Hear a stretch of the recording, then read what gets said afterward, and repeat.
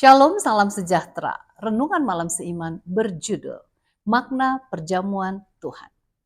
Dan sesudah itu ia mengucap syukur atasnya. Ia memecah-mecahkan dan berkata, inilah tubuhku yang diserahkan bagi kamu. Perbuatlah ini menjadi peringatan akan aku. 1 Korintus 11 ayat 24. Nama yang paling umum dikenal untuk perjamuan di kalangan orang Kristen Protestan ialah perjamuan Tuhan. 1 Korintus 11 ayat 20 atau perjamuan kudus. Perjamuan Tuhan adalah waktu untuk bersuka cita, bukan waktu untuk bermuram durja. Perjamuan kudus yang didahului oleh upacara pembasuhan kaki ini ialah saat dilakukan pemeriksaan diri, pengakuan dosa-dosa, perdamaian atas perbedaan, dan juga saat untuk mengampuni.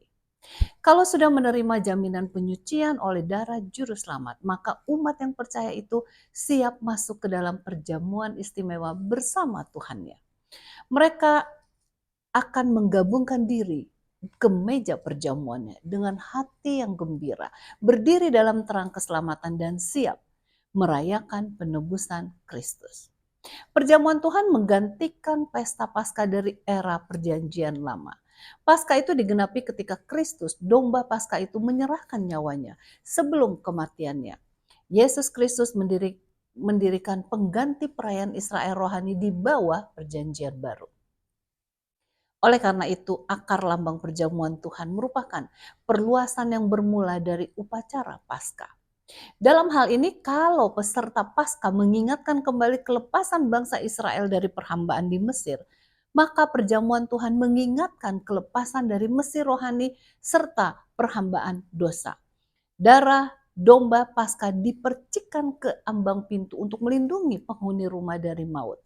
Dagingnya dijadikan makanan yang menguatkan tubuh mereka ketika menyelamatkan diri dari Mesir. Keluaran 12 ayat 3-8. Demikianlah korban Kristus mendatangkan kelepasan dari maut. Umat percaya diselamatkan karena turut mengambil bagian dalam tubuh dan darahnya. Yohanes 6 ayat 54. Perjamuan Tuhan mengumumkan bahwa kematian Kristus di kayu salib menyediakan keselamatan bagi kita, serta menyediakan suatu kehidupan yang sempurna menuju kehidupan yang kekal. Yesus berkata, perbuatlah ini menjadi peringatan akan aku. 1 Korintus 11 ayat 24. Peraturan ini menekan akan dimensi pengganti pendamaian Kristus. Inilah tubuhku, kata Yesus, yang diserahkan bagi kamu. 1 Korintus 11 ayat 24. Di atas kayu salib yang tidak mengenal dosa itu menjadi pengganti bagi orang yang bersalah dan yang benar bagi orang yang tidak benar. Tindakan yang penuh kemarahan hati ini memuaskan tuntutan hukum karena maut akan terjadi bagi semua orang yang berdosa. Dan pada saat yang sama menyediakan pengampunan, damai dan jaminan hidup kekal bagi kita. Kiranya kita semua dapat mengerti makna dari perjamuan kudus dan mengingat pengorbanan Yesus bagi kita masing-masing. Dengan demikian kita memperoleh pertumbuhan dalam iman kita masing-masing. Kiranya Tuhan memberkati.